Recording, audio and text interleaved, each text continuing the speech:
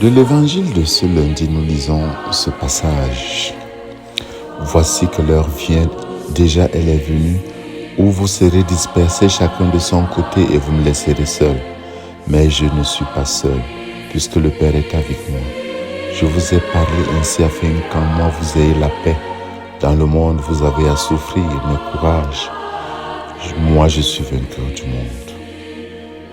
Voici que l'heure vient, déjà elle est venue. Moi, je suis vainqueur du monde.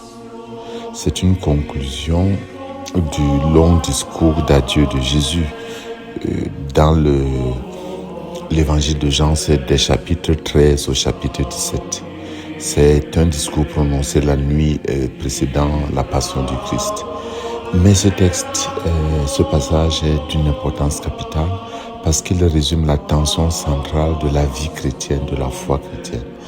Notre existence de disciples est marquée par l'épreuve, la souffrance, les affrontements, mais également la victoire qui appartient déjà au Christ.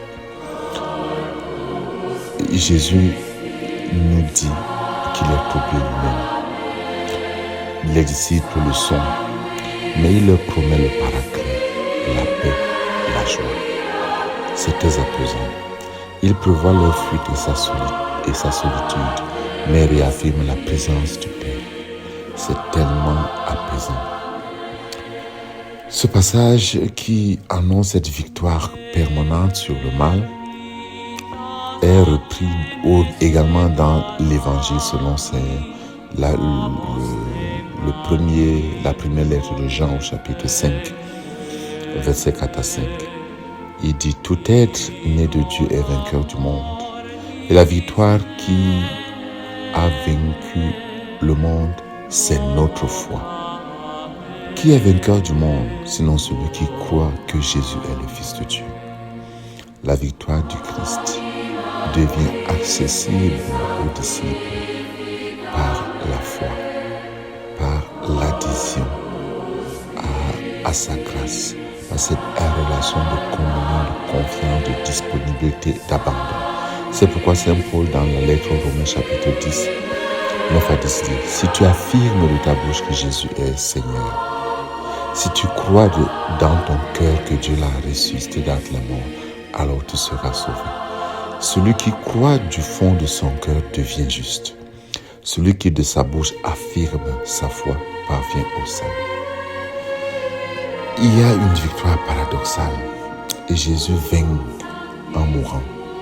Le monde croit tuer, mais Jésus transforme la mort en obéissance d'amour. Donc, la vraie puissance n'est pas la violence, mais l'amour fidèle jusqu'au bout, l'obéissance fidèle jusqu'au bout, l'abandon total et sans réserve. C'est ça qui donne la paix dans l'épreuve. La paix que Jésus donne ne sera jamais l'absence de conflit, mais la sécurité intérieure d'appartenir à un vainqueur, même au cœur de la détresse. La certitude que même si je traverse les eaux ne vont pas m'engloutir.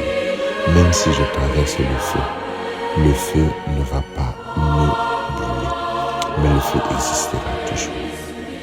La victoire est déjà acquise, mais nous souffrons encore, d'où la nécessité du courage. Non pas pour vaincre par nous-mêmes, mais pour tenir ferme en nous appuyant sur la victoire du Christ.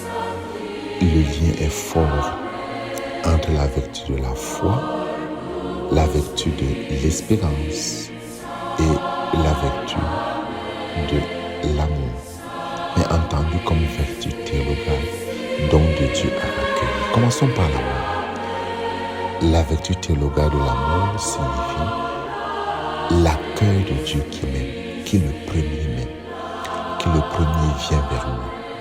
Et maintenant, je dois aussi aimer mes frères et sœurs. Et c'est cet accueil qui ouvre à la foi. En fait, la foi est cette réponse positive à la main tendue amoureuse de Dieu, qui dit « Je veux que tu sois mon fils, je veux que tu sois ma fille, je veux que ta famille soit ma famille, je veux que vous soyez mon peuple, que je sois votre Dieu. » Et nous répondons comme la Vierge Marie. je suis ta servante, Seigneur, qu'il me soit fait selon ta parole. Quand j'ai cette relation de confiance, quand j'ai cette relation d'abandon, cette relation de disponibilité, alors l'Esprit Saint déversé dans mon cœur me donne la grâce de tenir bon, de savoir que la promesse de salut du Christ dans ma vie se réalisera. C'est pourquoi il ne s'agit pas d'un optimisme naïf, mais une affirmation de foi. Mon histoire, notre histoire n'est pas livrée au chaos. Notre souffrance n'a pas le dernier mot. Le dernier mot, c'est la victoire du crucifié ressuscité, d'où la possibilité du courage, non pas malgré l'épreuve, mais au sein même de l'épreuve. L'oraison de ce jour dit ceci: Seigneur, nous t'en prions, que descende sur nous la force de l'Esprit Saint pour que nous puissions discerner ta volonté et l'accomplir tout au long de notre vie. Amen.